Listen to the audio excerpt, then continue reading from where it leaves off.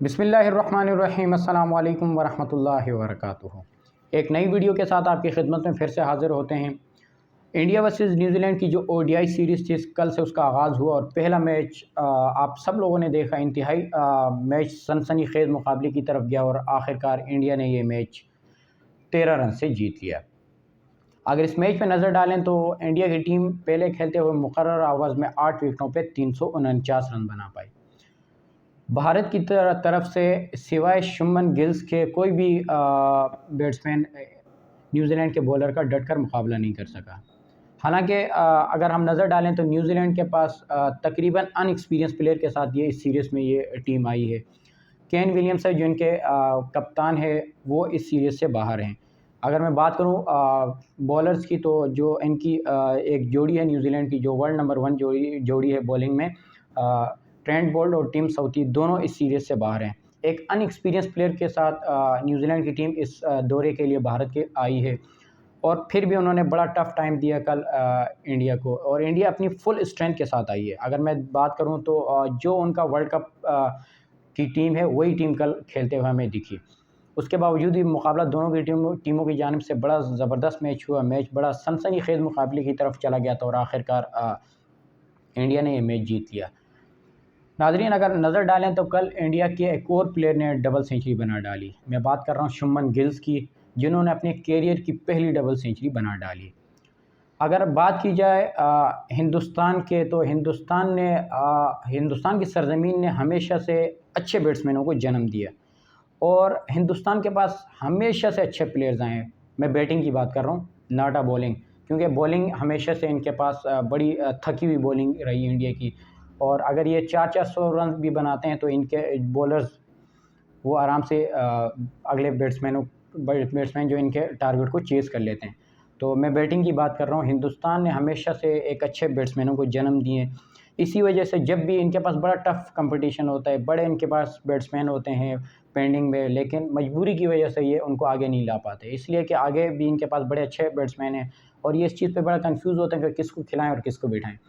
अभी रिसेंट जो टीम की बात करें तो काफ़ी ऐसे प्लेयर्स हैं जो दरवाज़ा बजा रहे हैं हिंदुस्तान का कि, और डोमेस्टिक में उन्होंने रन्स के अंबार लगा लिए, लेकिन उसके बावजूद भी उनकी टीम में जगह नहीं बन पा रही। जिनमें सरफराज अहमद बड़े टॉप क्लास के इनके प्लेयर हैं, सरफराज खान।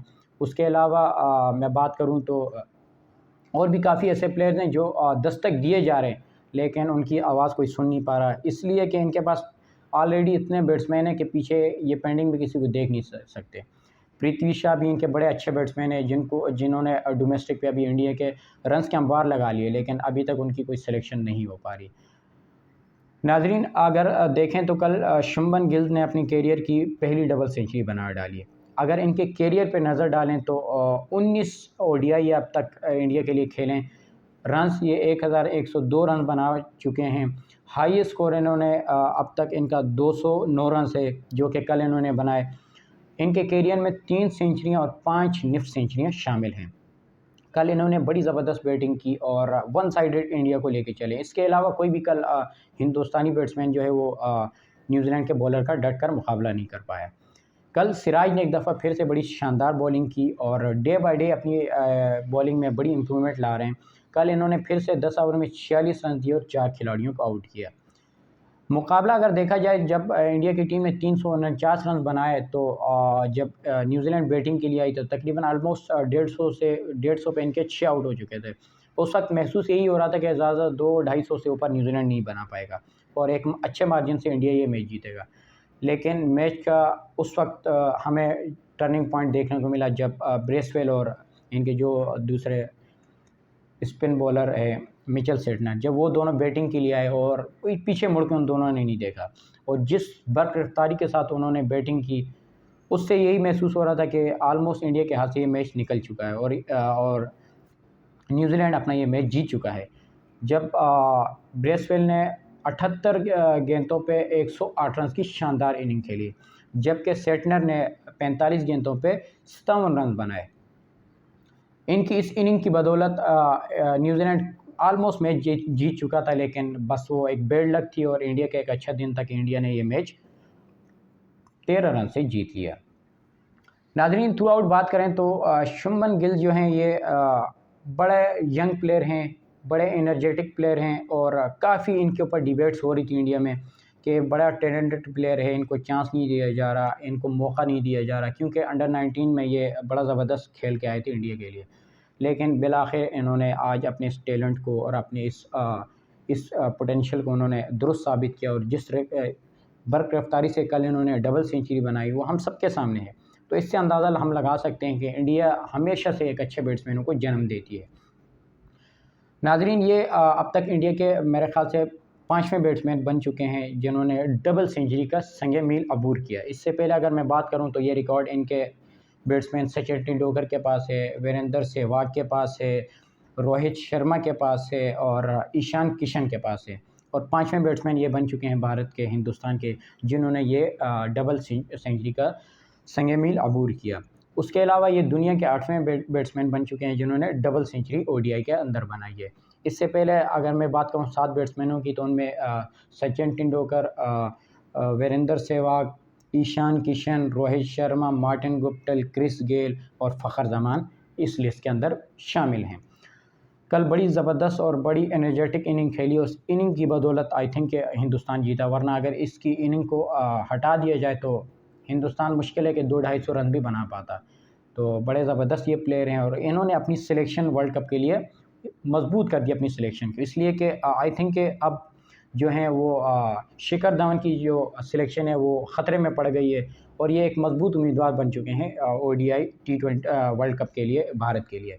तो इनकी इस इनिंग की बदौलत जो है वो कल हिंदुस्तान ये मैच जीत गया।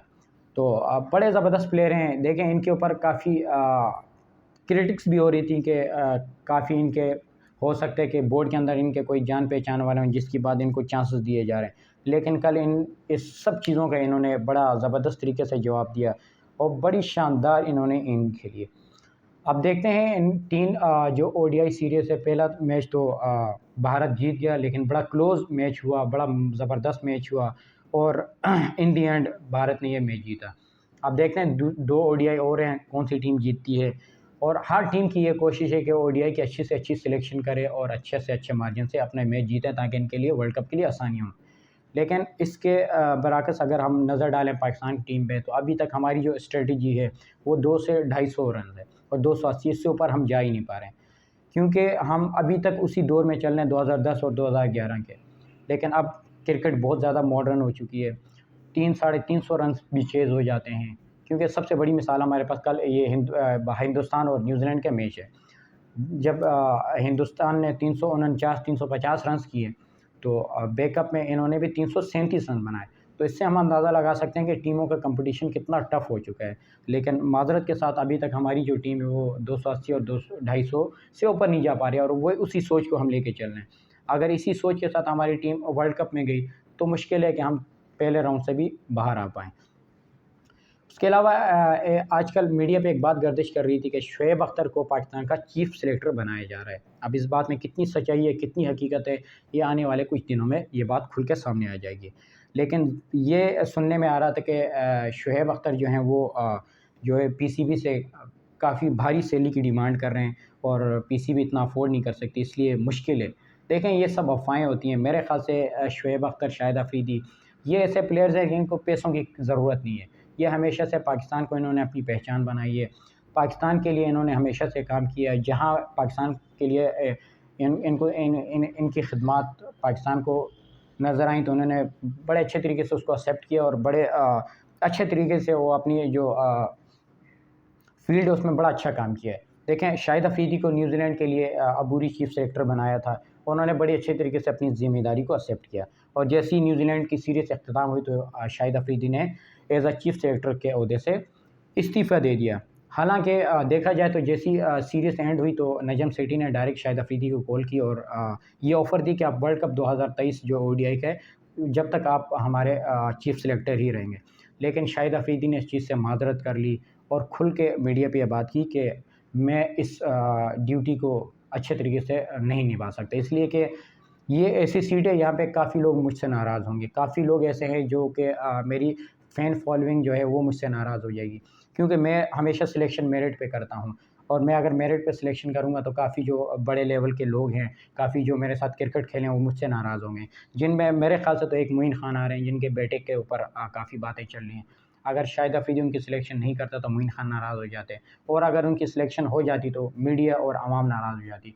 तो शाहिद अफ़रीदी ने खुल के ये बातें मीडिया पे की उस दिन, और कहा कि मैं एज़ अ चीफ़ सिलेक्टर अपने इस ओहदे से दस्तबरदार हो रहा हूँ।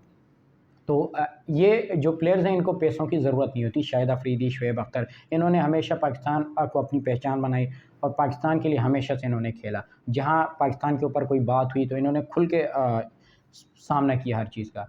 शुएब अख्तर वो बंदा है जिन्होंने इंडिया के मीडिया के अंदर बैठ के इंडिया की बैंड बजाई है। तो ये प्लेयर कभी भी पाकिस्तान के लिए पैसों के लिए नहीं खेल सकता। इंशाल्लाह एक नई वीडियो के साथ आज की आपकी खिदमत में फिर से हाज़िर हूँगा। तब तक के लिए मुझे इजाज़त दीजिएगा। अल्लाह हाफ़िज़।